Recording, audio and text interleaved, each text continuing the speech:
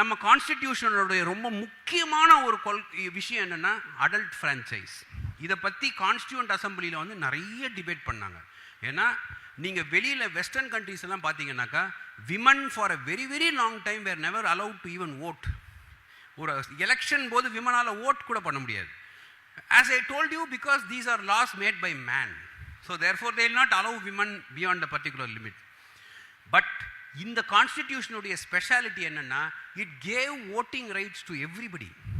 இது ரொம்ப, this is something which is very special about our constitution. And so democratic country, democracyன்றதை வந்து right from day one எடுத்துட்டு வந்தது இதுதான். ஆனால் where are we failing? We are failing because we are not matured enough to be democratic. வித்தியாசம் இருக்குது நான் சொல்கிற ரெண்டுத்துக்கும். ஒன்று, நம்மளுக்கு டெமோக்ரஸின்ற உரிமையை கொடுத்துட்டாங்க, ஆனால் நம்ம சரியான ஆட்களை தான் தேர்ந்தெடுக்கிறோமா, நம்ம சரியான ஆட்களை தான் நம்மளை ஆள வைக்கிறோமா அப்படின்றத வந்து நம்ம தான் யோசிச்சு பார்க்கணும். அது வந்து நம்மளுடைய உரிமை. நம்ம வந்து எலெக்ஷன் டே அன்னைக்கு லீவ் போட்டு சினிமாவுக்கு போகிறோம், லீவ் போட்டு ஊருக்கு போயிடுறோம், நம்ம ஓட்டே போட மாட்டேங்கிறோம். ஆனால் ஏதாவது ஒன்று நடந்த வாய் கிழியே பேசுகிறோம். என்ன இவனெல்லாம் யார் எடுத்துகிட்டு வந்து, நீ தான் ஓட்டு போடலையே. எவ்ரி டைம் எவ்வளோ பர்சன்டேஜ் ஓட்டு போடுறாங்க? Not even exceeding 50%, 50%, 55%. அப்படின்னா என்ன அர்த்தம்னா 45% ஆளுங்க ஓட்டு பூத் பக்கத்துலேயே போல. அப்போ உங்களுக்கு அடல்ட் ஃப்ரான்ச்சைஸ்ன்ற ஒரு உரிமையை கொடுக்கறதுல எந்த விதமான அர்த்தமுமே கிடையாது. அப்படிப்பட்டவங்க இவன் ஏன் ஆளலாம், அவன் ஏன் இப்படி பண்ணுறான்னு சொல்கிற உரிமையை இழந்துடுறாங்க. Wherever you claim a right, there is also a corresponding duty. நீங்கள் உரிமை உரிமை உரிமைன்னு பேசும்பொழுது உங்களுக்கான சில கடமைகள்னு சிலதெல்லாம் இருக்குது. அதையும் கான்ஸ்டியூஷனில் சொல்கிறாங்க. அதனால் நம்ம கடமைகளை பண்ணாதான் நம்மளுடைய உரிமைகளை நம்ம தட்டி கேட்க முடியும். அந்த கடமைகளை பண்ண தவறியவர்கள் நம்மெல்லாம் ஒரு எலெக்ஷனில் போய் ஓட்டு போட்டு ஒரு லைனில் நின்று சினிமா தேட்டரில் எவ்வளோ நேரம் நின்று டிக்கெட் வாங்கினோம், எதெல்லாமோ பெரிய கான்சர்ட்டுக்கெல்லாம் போய் எவ்வளோ நேரம் நின்று டிக்கெட் வாங்கினோம். அன்றைக்கி ஒரே ஒரு நாள் லைனில் நின்று ஓட்டு போடுறது என்ன கஷ்டம் இருக்குது.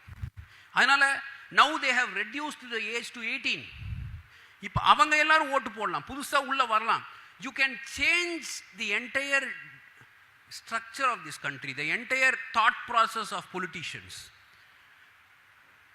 You can think for yourself. இந்த கண்ட்ரிக்கு who will be best suited to rulers.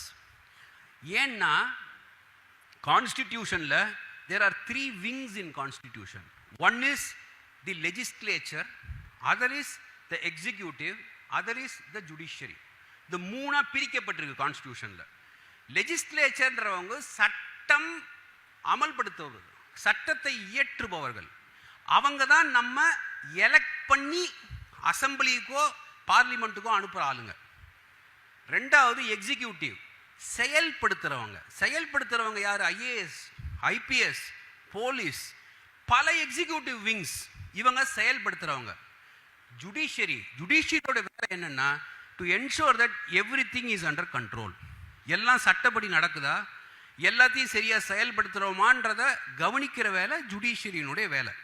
இதில் அந்தந்த இடத்துல அவங்க கிங். ஆனால் இந்த 3 பேருக்கும் கிங்கு கான்ஸ்டியூஷன் ஆஃப் இந்தியா தான். அதனால் யாராவது இன்னைக்கு வந்து the parliament is the supreme, the judiciary is the சுப்ரீம்னு சொன்னால் நீங்கள் அவரை பார்த்து சிரிக்கணும். Because nobody is supreme, the constitution alone is supreme. அதனால் இந்த கான்ஸ்டிடியூஷனில் இந்த அடிப்படை உரிமைகள் இது எல்லாம் இருக்கிறதுனால இந்த country in spite of all challenges நம்மளை வந்து எந்த கண்ட்ரியோடையும் கம்பேரே பண்ண முடியாது. we have to find ways and means to govern ourselves. Simple விஷயம். காத்தால ஒரு 6 மணிக்கு நம்ம வண்டி எடுத்துகிட்டு போகும்போது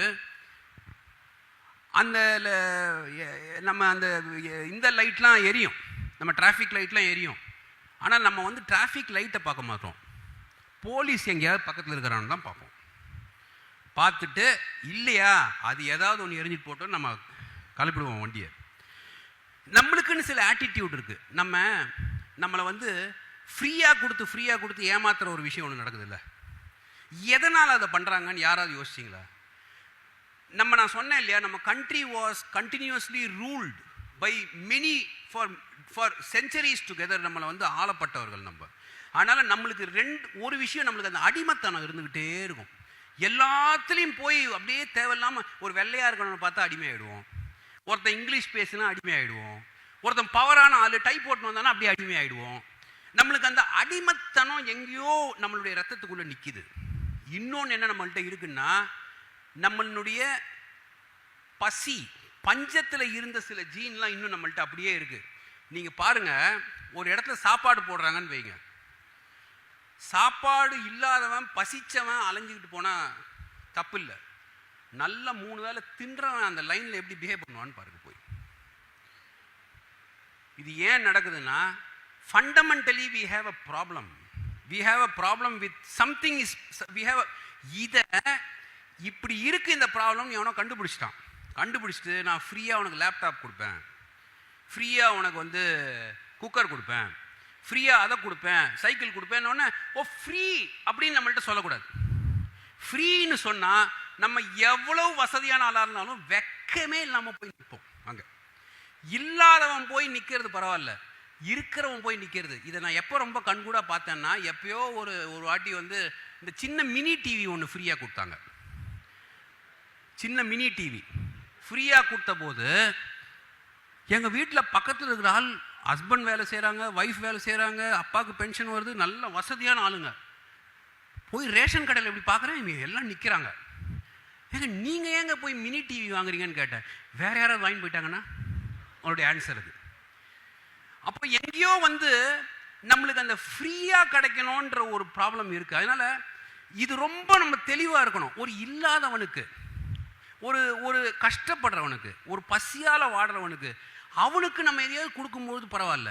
ஆனா என்ன நீ தேர்ந்தெடுக்கணுன்றதுக்காக உங்களுக்கு ஃப்ரீயா நான் எதையாவது கொடுக்குறேன்னு சொன்னா தயவுசெய்து யோசிங்க, தயவுசெய்து யூ திங்க். ஏன்னா இது சோஷியல் மீடியா கான்செப்ட் தான். சோஷியல் மீடியாவில் நம்ம எதுக்காவது பணம் பே பண்ணுறோமா? எல்லாம் ஃப்ரீ தான். WhatsApp free, YouTube free, Facebook free, Twitter free, எல்லாம் ஃப்ரீ. ஏன் ஃப்ரீனா, வாடான்னு உள்ள கூப்பிட்றதுக்கு, கூப்பிட்டு நம்மளை காலி பண்ணுறதுக்கான அம்சம் தான் இது எல்லாமே. அந்த ஃப்ரீ ஃப்ரீ ஃப்ரீன்ற விஷயம் தான் நம்மளை எல்லாத்தையும். நாளையிலேருந்து வாட்ஸ்அப்புக்கு இனிமேல் மாதம் 250 ரூபான்னு சொல்லி பாருங்களேன் பார்ப்போம். பாதி பேர் வெளில வந்துடுவோம்.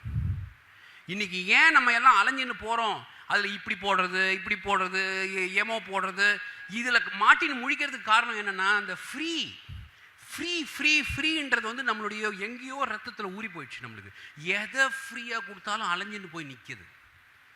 அவமானமே இல்லை நம்மளுக்கு, நம்மளுக்கு கொஞ்சம் கூட வெக்கமே இல்லை. என்னையும் சேர்த்துக்கிறேன் நான். இது வந்து நம்மளை ஆள்பவர்கள் இதை அட்வான்டேஜ் எடுக்க அலோவ் பண்ண கூடாது.